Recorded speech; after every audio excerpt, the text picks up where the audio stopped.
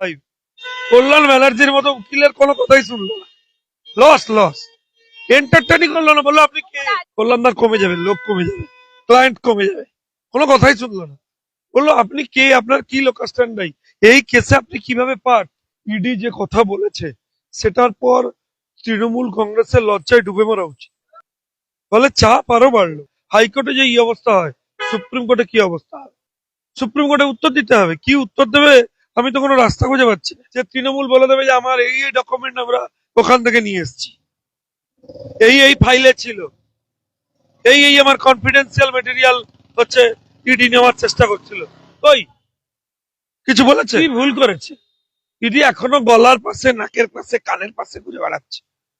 মাথায় ঢুকে পড়ো, স্ট্র্যাটেজি যে তৈরি করেছে তার কাছে চলে যাও, সে কয়লা সম্পর্কে ভালো বলতে পারবে।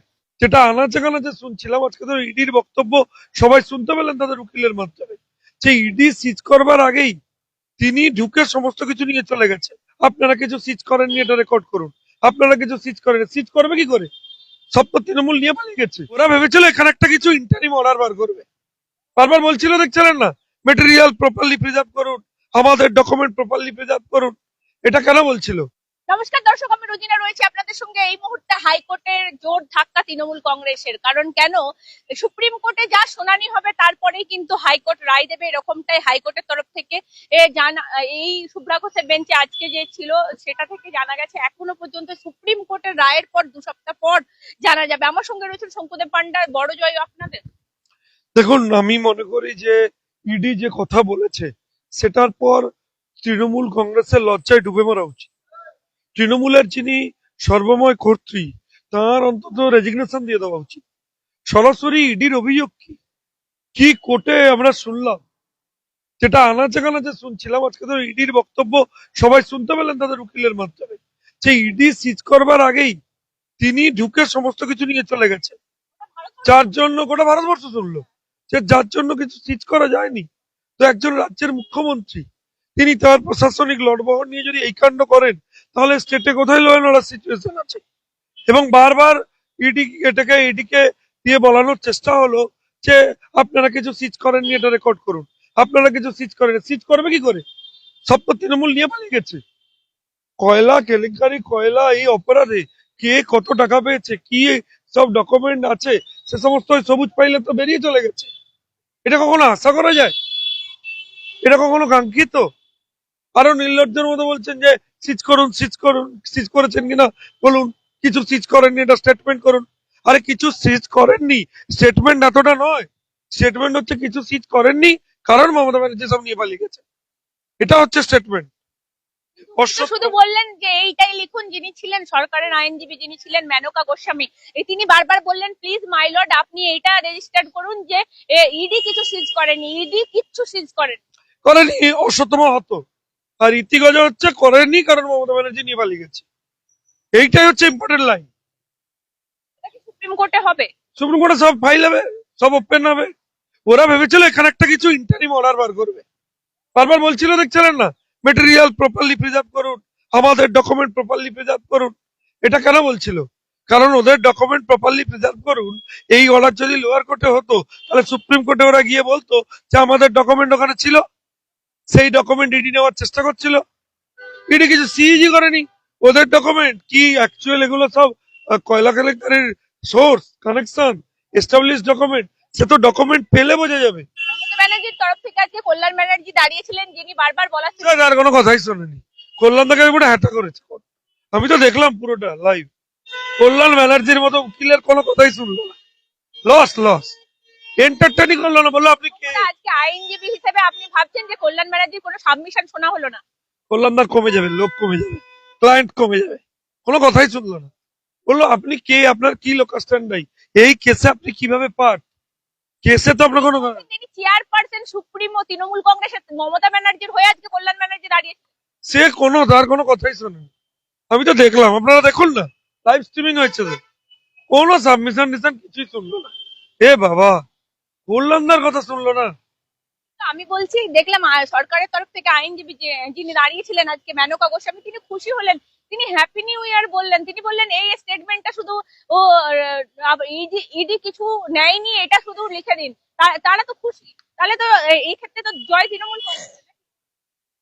সে হ্যাপিলি আনহ্যাপি, খুব খুশি হয়ে অখুশি হয়েছে। তার কারণ এই লাইন তো রাজ্যের এক পুলিশ কর্তার বিরুদ্ধে অভিযোগ ছিল। রাজ্যের এক পুলিশ কর্তা ইডি কে সরাসরি ঢুকে বলেছে কিছু সিজ করা যাবে না, কিছু সিজ করলে অ্যারেস্ট করব। আমরা খবর কাগজে পড়েছি ইডি নাকি এরকমই স্টেটমেন্ট হচ্ছে সুপ্রিম কোর্টে জমা দিয়েছে। ফলে বুঝতে পারছেন, ফলে বুঝতে পারছেন, ফলে চাপ আরো বাড়লো। চাপ কার কার ক্ষেত্রে বাড়লো? এই যে যিনি ছিলেন মুখ্য সচিব গিয়েছিলেন, তার নামও আছে, মমতা বন্দ্যোপাধ্যায়ের নামও আছে, মানে এদের ক্ষেত্রে কি আরো চাপ বাড়লো? মমতা বন্দ্যোপাধ্যায়, ডিজিপি, সিপি, সবারই চাপ বাড়লো। সুপ্রিম কোর্টে উত্তর দিতে হবে, কি উত্তর দেবে আমি তো কোনো রাস্তা খুঁজে পাচ্ছি না। এই তো সাবমিশনের বহর। আজকে সাবমিশন আপনি দেখলেন কি সরকারের তরফ থেকে কি সেরকম কিছু স্ট্রং মানে কিছু ছিল না?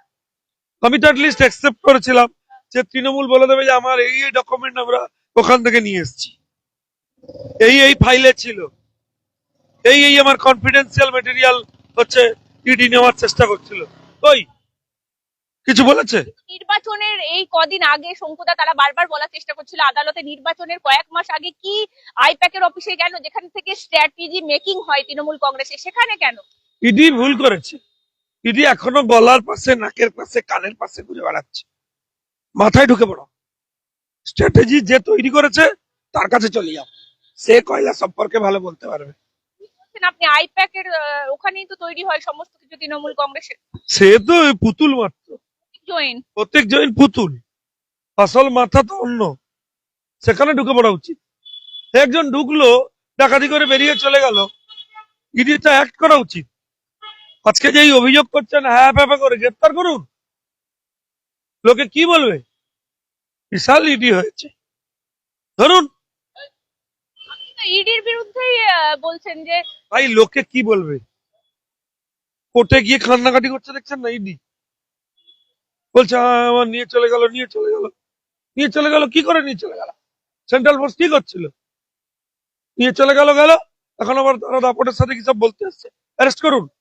আদালতে বলুন যে সিবিআই ইনকোয়ারি চাই, সুপ্রিম কোর্টে চেয়েছে তো, সিবিআই স্পেসিফিক নামে এফআইআর করবে, তারপর অপরাধীরা গ্রেপ্তার হবে। মমতা ব্যানার্জির নাম কোনোভাবেই তো আজকে আদালতে এলো না। বারবার করে বলছিলেন মমতা ব্যানার্জি সিজ করেছে, কিন্তু ইডি সিজ করতে পারেনি। মমতা ব্যানার্জির নাম তো রেজিস্টার হলো না, রায়ের কপিতে তো এলো না। আরে সেখানে যে কমপ্লেন হচ্ছে সুপ্রিম কোর্টে তাতে আছে, তাতে যে অভিযুক্তদের নাম আছে শুনেছি, তাতে ওনার নাম আছে। ফাইল কাণ্ডে চূড়ান্ত ব্যর্থ হলো তৃণমূল কংগ্রেস, কিন্তু গেনার হলো তো মমতা ব্যানার্জি, সমস্ত কিছু নিয়ে চলে এলো। আরে দূর, তার সমস্ত কেস রাজ্য এখানে শোনাতে পারলো না। এখানে হাইকোর্টে অর্ডার নেবে ভেবেছিল, হলো না। এ সমস্ত ছক্কা পাঞ্জা বুঝতে আমাদের বাকি থাকে নাকি? ম্যাটার চলে গেছে অলরেডি সুপ্রিম কোর্টে, এখানে কোনো ইন্টারিম অর্ডার নিতে পারলো না। তৃণমূল চেষ্টা করেছিল এখানে একটা ইন্টারিম অর্ডার নেবে। ট্রামের মুখ্যমন্ত্রী সরকারি আইনজীবী বারবার বলছিলেন তাকে একটু রেসপেক্ট দিয়ে কথা বলতে। দেখুন, রেসপেক্ট তো দেওয়া উচিত, যে কোনো মহিলাকে রেসপেক্ট দেওয়া উচিত, কিন্তু রেসপেক্ট পাওয়ার মতো কাজ করতে হবে। এটা তো রেসপেক্ট পাওয়ার মতো কাজ না। ফাইল কাণ্ডে চূড়ান্ত ফাঁসতে চলেছেন মমতা বন্দ্যোপাধ্যায় এই মুহূর্তে সুপ্রিম কোর্টে। দেখুন, আমার কেসের যা ট্রেন্ড দেখে মনে হয়েছে আজকের দিনটা তৃণমূলের জন্য সুখকর নয়। Morning shows the day. সকালবেলা দেখে বোঝা যাচ্ছে হাইকোর্টে যে এই অবস্থা হয়, সুপ্রিম কোর্টে কি অবস্থা।